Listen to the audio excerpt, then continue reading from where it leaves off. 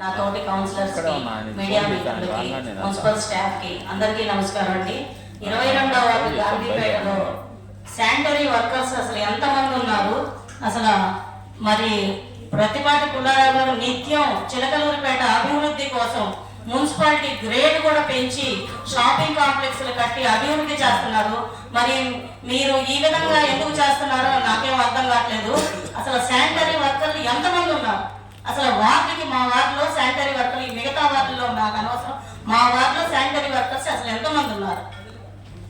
ప్రతిరోజు మేము ఎక్కడ కాలువలు అమ్మటి, రోడ్లు అమ్మటి, మేము మాకు శుభ్రంగా శానిటరీ వర్కర్ల ఉద్యోగం అన్నా ఇస్తే బాగుండు. ఎలా తిరుగుతాం సార్?